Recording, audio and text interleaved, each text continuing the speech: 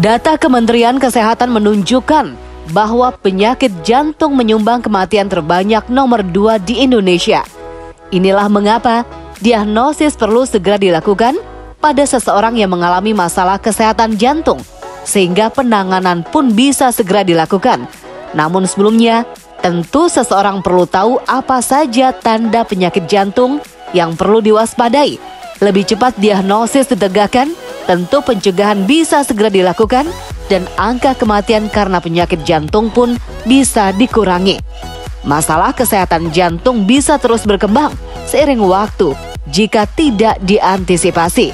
Lantas apa saja yang menjadi ciri adanya gangguan fungsi jantung? Hidup Sehat kali ini akan membahasnya untuk pemirsa di rumah.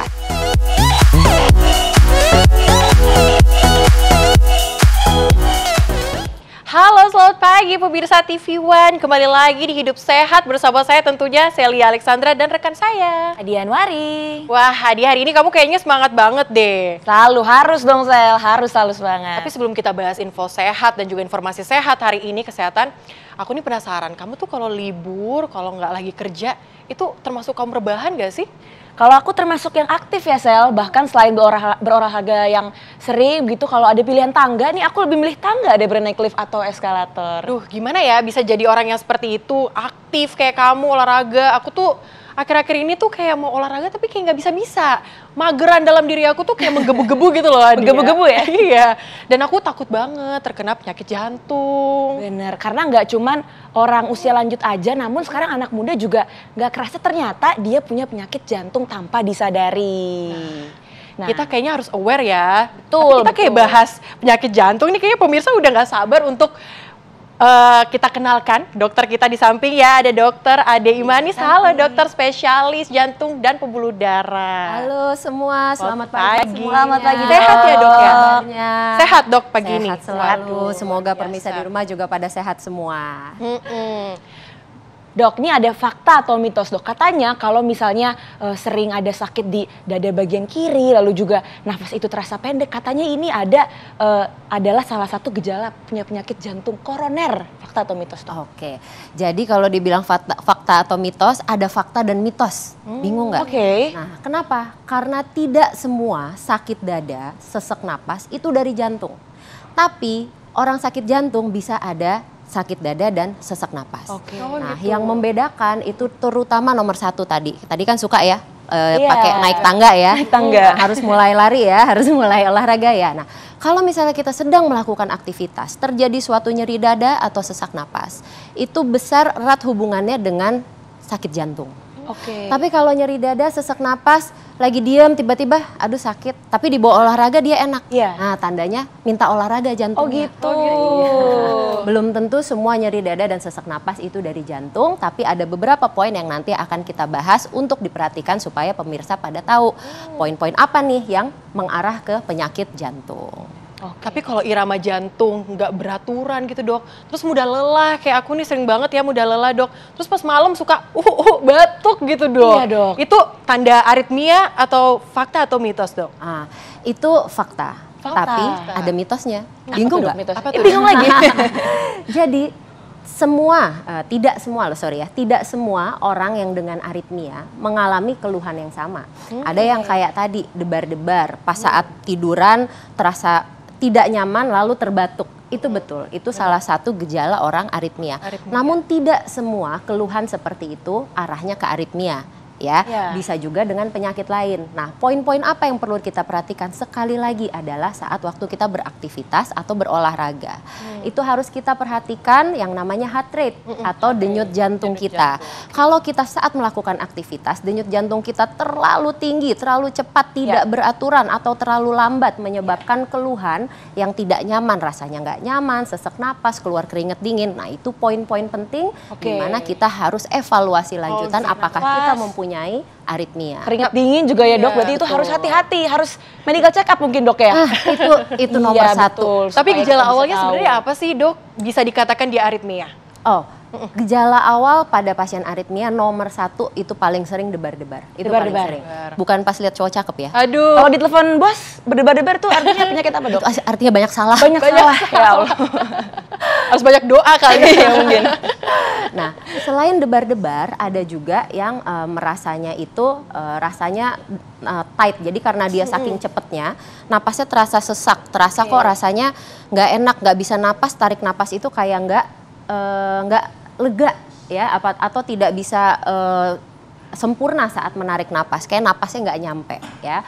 Yang kedua itu adalah lemes karena apa, denyut jantung yang terlalu lambat. Jadi tidak semua aritmia irama jantungnya tuh cepat. Ada juga yang terlalu lambat sampai membuat peredaran darah itu terganggu, terutama ke otak, menyebabkan cepat capek, ngantuk, lemes, tiba-tiba pingsan, tiba-tiba blackout ya. Tapi sekali lagi, tidak semua penyakit itu dari jantung, tetap harus melakukan medical check up. Oh gitu. Dok, ini katanya kalau gejala lemah jantung katanya ada kaki tuh bengkak, lalu juga nafas pendek, jantung berdebar, tuh fakta atau mitos, Dok? Itu fakta. Fakta. Oh, kalau itu bisa fakta, kenapa? Ada mitosnya? Ada mitosnya. Tapi tetap begini, kalau yang namanya bengkak jantung, kita bicara jantung itu sebagai pompa. Kalau pompa ini membengkak, kadang fungsinya itu berkurang. Kita ibaratkan jantung itu memompanya seperti ini. Kalau kita jantungnya bengkak, dia pompanya lemah. Ya, terjadi suatu penurunan pada fungsi pompa jantung. Kalau fungsi pompa jantung itu melemah, aliran darah kemana-mana itu berkurang, termasuk ke ginjal. Sedangkan kita tahu ginjal itu yang mengeluarkan cairan sisa. Kalau ginjal kalau cairan itu tidak sampai ke ginjal, dia tidak bisa mengeluarkan cairan sisa. Jadi semua itu ketinggalan nih di dalam tubuh, ketinggalanlah di paru-paru, jadi kita dengar paru-paru basah. Paru-paru basah. Orangnya sesek napasnya, jalan dikit ngap-ngapan, tidur terlentang nggak bisa, tidurnya harus duduk ya. Nah kalau dia ketinggalan di seluruh tubuh, bisa jadi bengkak kaki, perutnya buncit ya. Bengkaknya seperti apa, Dok, kalau dia mendadak sakit jantung tuh? Berbeda? Bengkak banget nggak atau seperti Betul. apa sih? Ya. Untuk bengkaknya itu variatif ya, semakin banyak cairan yang tertinggal pasti bengkak semakin banyak. Namun yang paling khas adalah bengkaknya bilateral atau di kedua kaki, di kedua sisi. Kedua sisi. Ya. Dan kedua sisi biasanya sama. Kalau bengkaknya hanya di satu kaki, ya kita harus curiga mungkin penyakit yang lain, ada sumbatan pada pembuluh darah atau ada infeksi dan lain-lain. Nah, Dok, tapi nih ya ada fakta mitos lagi yang pengen saya lihat tanyakan nih soal jantung membengkak ya. Tapi nanti dulu ya, Dok, kita bahas ya usai jeda berikut ini. Pemirsa, tetap di Hidup Sehat. Halo pemirsa, kembali lagi di Hidup Sehat dan hari ini kita masih ngobrol-ngobrol seputar tema jantung. Nah tadi juga ada sedikit cuplikan ya, Dok, bahwasannya kita tuh harus berolahraga untuk bisa memiliki jantung yang sehat. Tadi ada juga yoga, aerobik, itu bener ya, Dok ya?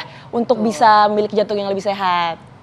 Betul sekali. Jadi terutama kalau kita bicara tentang cardio exercise, mungkin pernah dengar ya.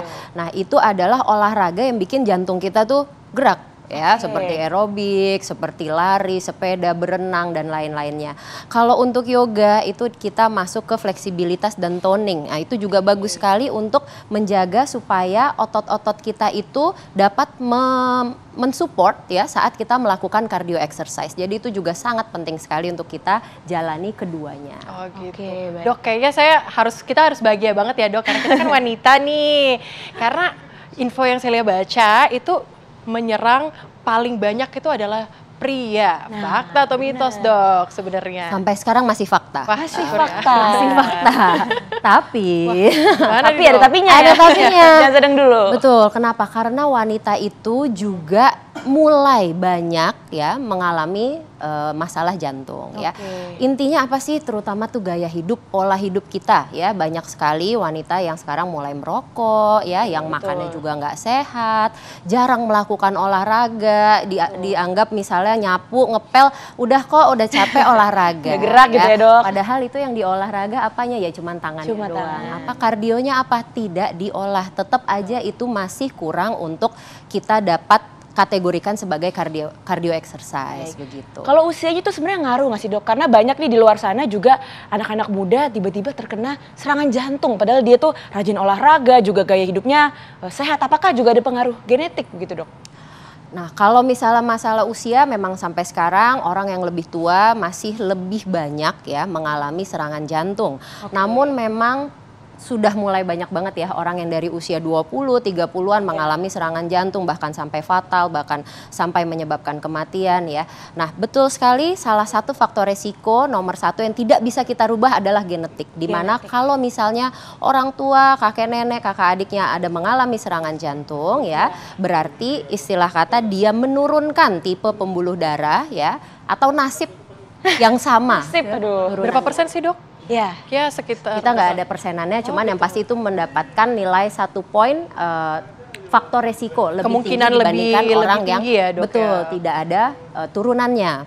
Nah, yang kedua itu adalah hipertensi atau darah tinggi. Yang ketiga diabetes, keempat kolesterol tinggi, yang kelima itu adalah merokok ya. Yang keenam itu pada wanita sudah menopause. Kalau sudah menopause itu akan menyamakan resiko terkena penyakit jantung dengan laki-laki. Dok, bicara soal resiko nih Dok, kalau misalnya tensi darah kita meningkat disertai dengan stres itu dapat mengakibatkan fungsi jantung ini mengalami gangguan. Fakta atau mitos Dok? Fakta. Fakta.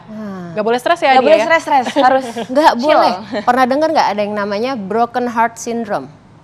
Belum pernah dengar. Belum pernah dengar ya? Itu apa ya? Apa tuh, Dok? Itu real thing. Jadi ada orang yang sangat stres ya, bukan karena broken heart diputusin Bukan pacar. diputusin, ya. Sel.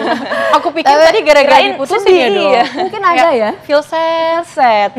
Untungnya belum nemu, tapi mungkin ada karena memang ini ditemukan ya itu setelah mengalami shock atau trauma yang begitu berat ya, menyebabkan terjadinya suatu penurunan fungsi pompa jantung secara tiba-tiba. Ya, padahal tidak ada faktor resiko, tidak ada apa-apa menyebabkan seperti itu. Nah, itu pun sama gejalanya sama orang sakit jantung tadi yang bengkak jantung, sesak napas, cepat capek, kakinya bengkak dan lain-lain. Ternyata pas diperiksa terjadi suatu pembengkakan jantung dan penurunan fungsi pompa jantung tanpa adanya faktor resiko.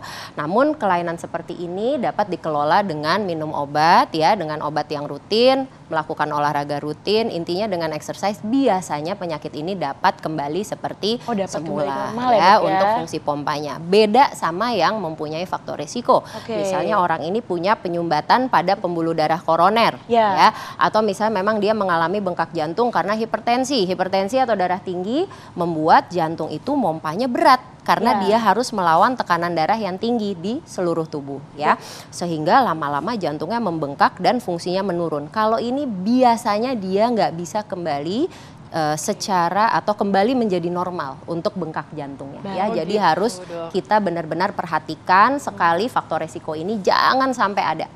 Tapi Dok, kita kalau mau ngecek sendiri di rumah nih ya, ini cek jantung yang sehat itu selama 1 menit katanya nih itu 60 sampai dengan 100 detak. Itu fakta atau mitos Dok? Fakta. Fakta ya.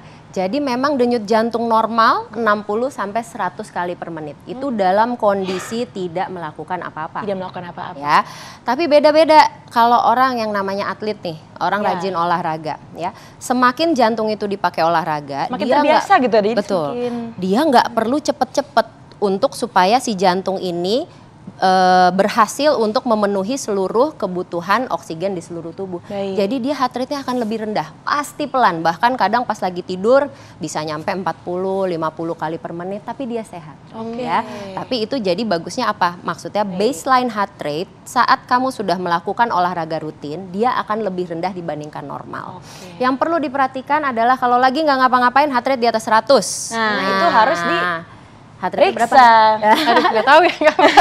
Nggak pernah ngecek Dok. Nah, mulai ngitungnya gimana? Coba dipegang ya di sini, di tangan sini ada pembuluh darah atau kalau susah di bagian leher sebelah sini. Oh, bagian leher bisa. Oh iya Betul, nih, ya, ada terasa denyutan. Lihat jam-jam yang punya detik ya. Hitung lihat selama 15 detik dia berapa kali berdenyut. Taruh 20 kali ya. 20 abis itu dikali 4 berarti 80 kali per menit. Berarti itu masih normal. Masih Ya. normal. Nah, itulah rajin-rajin ngecek. Nah, kalau misalnya rajin olahraga jangan lupa pakai misalnya heart rate monitor yang bentuknya ada strap, ada watch. Nah, itu untuk menjaga Dok, supaya nggak ketinggian. Menarik banget ya pembahasan kita sampai kita lupa nih ya pemirsa. Tapi usai jeda, Hidup Sehat akan kembali untuk Anda lagi pemirsa. Hidup Sehat kembali lagi ya kita di Hidup Sehat hari ini. Nah, aku penasaran nih sama beberapa pertanyaan tuh emang menggelitir di otak nih Dok ya.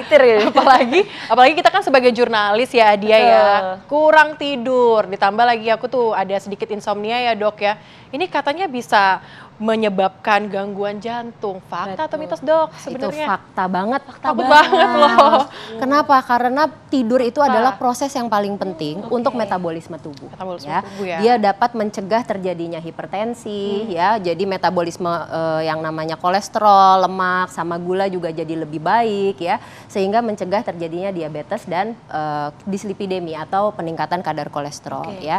Kurang tidur pun juga dapat menyebabkan pastinya emosi berlebihan besokannya, ya. Gampang senggol-senggol bacok, moody, ya. moody ya. Moody. Oh, saya pengen ngantem orang ya, Dok. Sabar. Kita rekomendasikan tidur paling bagus adalah 8 jam sehari, minimal kalau mau diskon 7 jam sehari. Diskon itu pun minimal. Kalau 5 jam nggak boleh, Dok, diskonnya. Kenapa kok pakai diskon aja, Wak?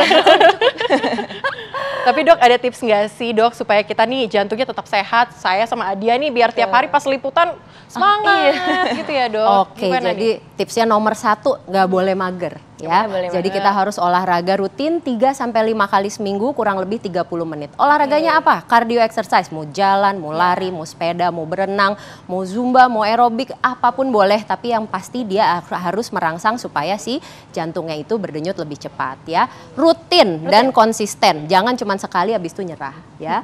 Yang kedua tadi tidurnya harus cukup, ya. Yang ketiga hindari makanan, pokoknya we are what we eat, ya. Hindari makanan yang gula-gulaannya banyak, garamnya terlalu banyak, minyak-minyak, lemak, dan yang enak-enak semuanya udah deh kan udah tahu rasanya, ya, cukup sekali, ya. Nah, yang keempat pastinya hindari merokok, ya. Itu karena pernah menemukan pasien serangan jantung 24 tahun single risk factor hanya smoking. Hanya Ya. rokok. Hanya rokok. karena rokok, ya, Betul Dok. sekali, ya. Wah. Yang kelima tetap berbahagia Bahagia, bersama pemirsa. keluarga dan teman-teman. Wah, terima kasih, Dok. Hari ini menarik sekali ya, Adia. Menarik banget. Habis ini aku boleh ikut kamu olahraga nggak? Boleh, ini langsung mau di depan sini, langsung Oke. 5K kita ya. Biar kita semakin semangat, sehat. Betul. Nantinya semakin kuat ya. Kuat dan Dok. juga. Oke, baik pemirsa, itu tadi gak kerasa ya udah 30 menit lamanya Hidup Sehat menemani Anda. Dan jangan khawatir karena kita masih akan kembali lagi setiap hari Senin hingga Jumat pada pukul 9.30.